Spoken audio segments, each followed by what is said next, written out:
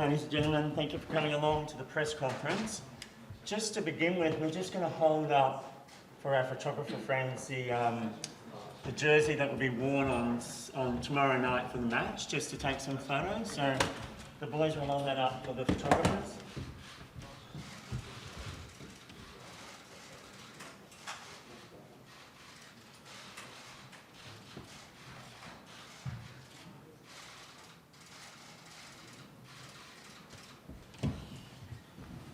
Okay? Thanks very much. Yeah, go for it. Perfect. So, thanks everybody for coming to this pre-match media conference for Australia versus Uruguay.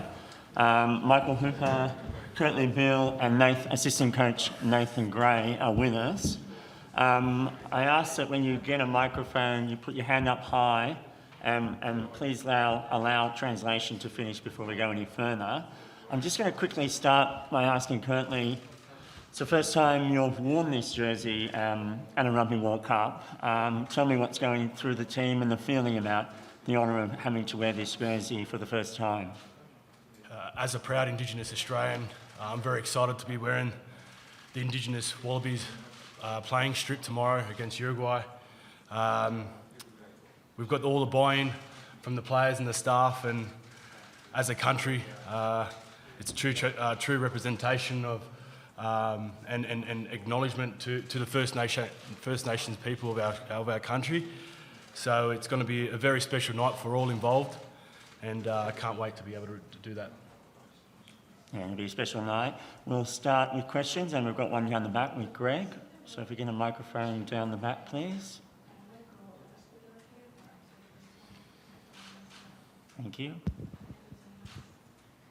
Michael, I'm sure there'll be more questions about the jersey, but first up, what reaction have you noticed this week from the squad? What buy-in have the players given after last weekend's result? The intent through this whole campaign's been amazing. Like, you know, it was the same last week, it was the same week before that. Obviously, we've had a challenge here with a 6-day turnaround. I guess the level was probably a bit higher as far as contacts sooner usually in the week than normal weeks, just because guys wanted to get their hands back on a rugby match. You know, that couldn't come around quick enough. So, not a bad thing. It was a 6-day turnaround. We're glad to be here in Oito and ready to go. Yep, just down the back. Yep, thank you. Yep, go ahead. I've just got a question for both Michael and Curtly, just on Jordan Petaia and how he settled in this week and your expectations from him in his debut. If you could both answer that. Yeah, Geordie's had a tough run. You know, he could have debuted a long time ago, which is saying a lot about the ability that the kid has and the belief that the team has in him. You know, he will do special things. He's obviously right at the start of his journey. So everyone's can't wait to see what he puts out there tomorrow, and he's got a lot of growth, you know, still. So really excited about what he can do. Yeah, obviously I'll be at the back with him tomorrow night. I think he's such a special talent. I'm actually really proud of him, of how he's bounced back from his injuries. It shows a true testament of who he really is and how committed he is to getting back, pushing himself really hard in rehab to get now an opportunity to play at the World Cup. Michael just said he's got amazing potential. As a teammate, you can see that at training through glimpses here and there. And I guess as a whole, we're all excited to see him wear the Wallaby jersey tomorrow night for his debut. There's a question to my right over here. Hi there. Michael Checker over the course of the last couple of weeks has characterised the Wallabies as being victims of injustice. You've done it well. Now, history shows that there have been players, sports people. History shows there have been players and sports people who've actually, as coaches, who've done this deliberately because they know it gets the best out of their team or themselves. Is this an environment in which you feel you thrive? No, we haven't taken that tact at all. You know, we've been focusing on what we can control. You know, yeah, there's been a lot of stuff said, but we can't control that. We've been focusing on what we can control, and that's very much been the point of this week, is to think, you know, how can we improve on last week's performance? What can we take from the Fiji game into that Wales game, now into this game? You know, you can't spend your time thinking about on everything. Well, you've got a narrow focus, and particularly after a loss, where we're at, we've got to have a narrow focus and have a critical mindset on what is important. We have one in the centre here on my right. Yep. Just Georgette, if you put your hand up.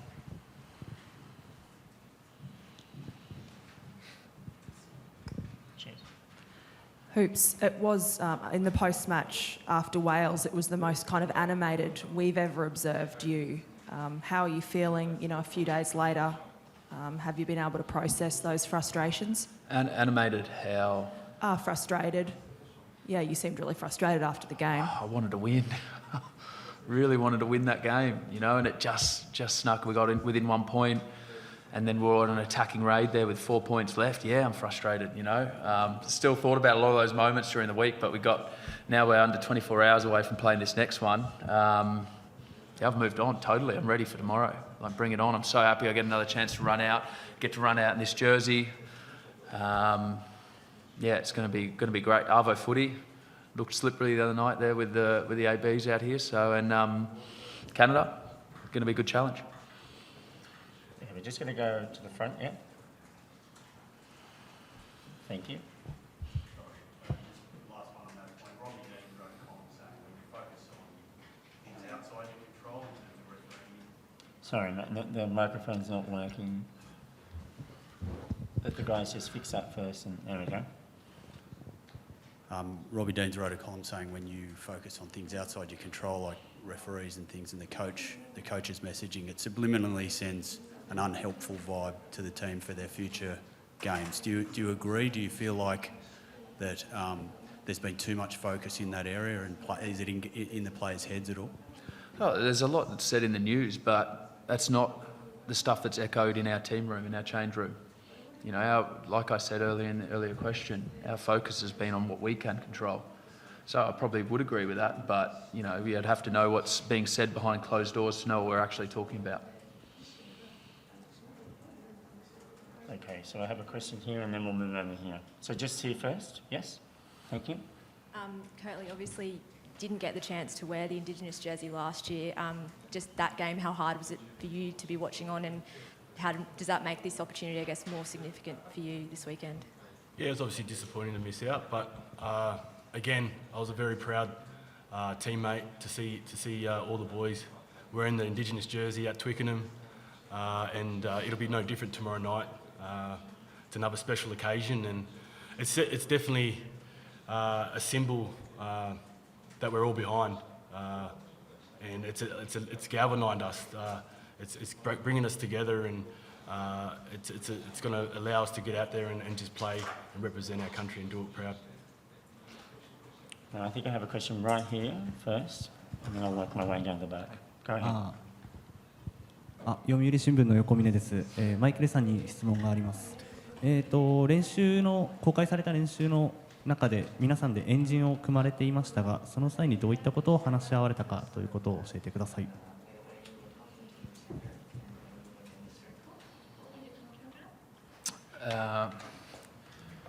We're talking about what we're going to do in the game, just talking about our field map, which sort of means what plays we want to play where, things that can happen.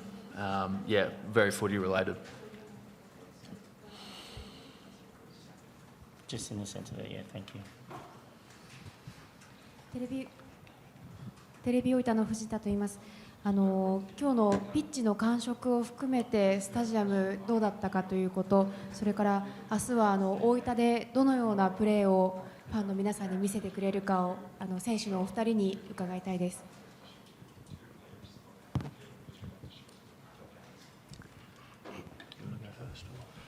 Yeah, obviously we would like to play our natural game, an expansive game, ball in hand, smart rugby. That's something that we're being focused on throughout the week, and just correcting the wrongs that happened in the Wales game. And I feel like we're in a really good space to do that tomorrow night. So I'm going to go down the back to Greg. Nathan, from a coaching perspective, could you tell us what you've been working on as a coaching team regarding our starts? Very slow out of the blocks against Fiji and also against Wales.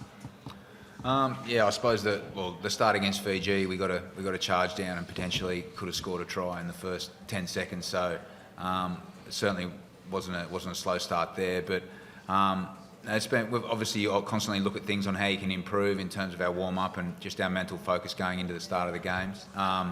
And full credit to Wales in terms of their restart, getting that turnover and then knocking 3 points over. So those sort of ebbs and flows happen in games, but the focus for us this week has just been on our game, both sides of the ball, and whether that's the first minute or the 82nd minute, we want to be really focused and focus on our execution. So yeah, we've certainly we've been focusing on a number of different things and trying to get that ideal quick start and get on the front foot as quickly as possible is certainly something that we've been looking at amongst other things. Yeah. So we're going to go down the back and work our way forward. Thanks. On Wednesday, by their own high standards, the All Blacks dropped a lot of balls, particularly in the first 40. By your limited time and experience out there today, does it feel any different, the environment, or any tougher than at your other two matches? We'll know more tomorrow. I mean, the weather could change. From all reports on Wednesday night, it was really still. So there was no wind moving through, which made it quite humid in the stadium. Probably, why there was quite a bit of slippery ball around. We'll wait to see what tomorrow night looks like. Look, it was hot last week against Wales, quite slippery ball.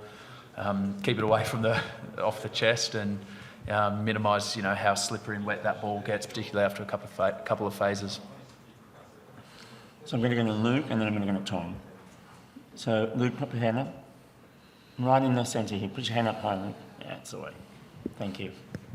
No, you've gone right past.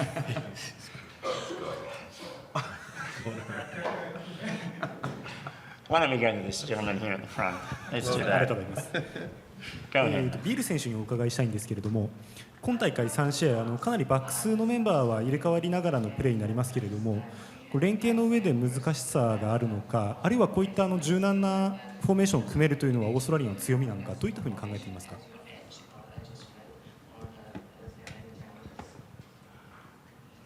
Hopefully I answer this question right. I think, the combinations that we have in the back line, we're very used to. We've been training with different combinations throughout the whole year, throughout the Rugby Championships and throughout our lead up to the World Cup. So I think everyone's very familiar with each other's roles, which gives a lot of confidence with each other. And the guys that get the opportunity tomorrow will no doubt get the job done. We have full belief in each other to be able to go out there and get the right result we want. So I think I've got... Sorry. Thanks. Nathan, what does a successful weekend look like for you? It is against a tier 2 nation, and there's a lot of talk about process, but what would a good weekend look like?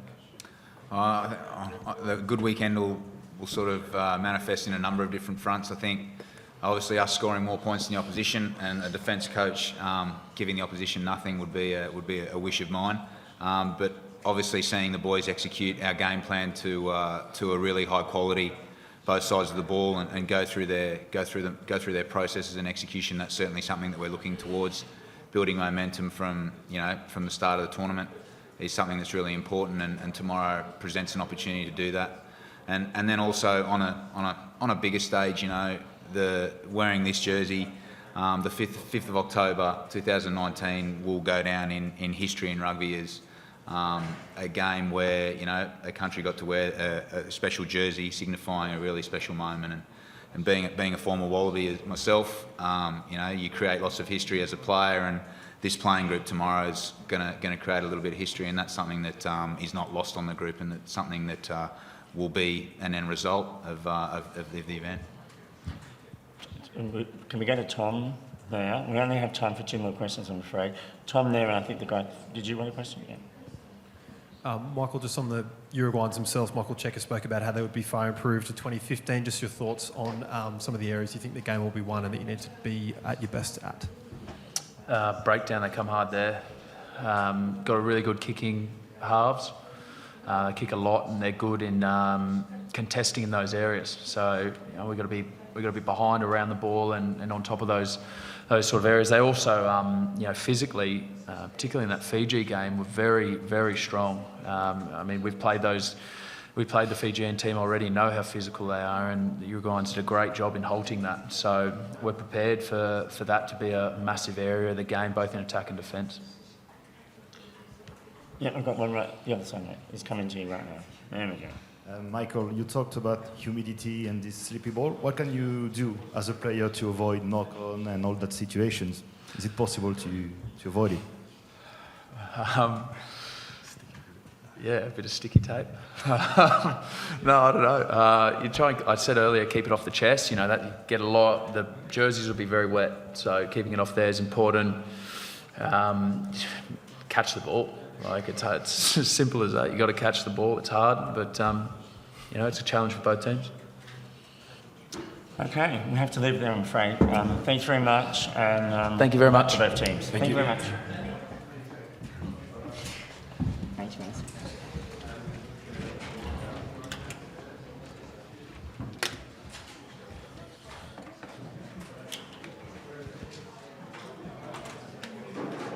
Did you see when somebody's phone rang?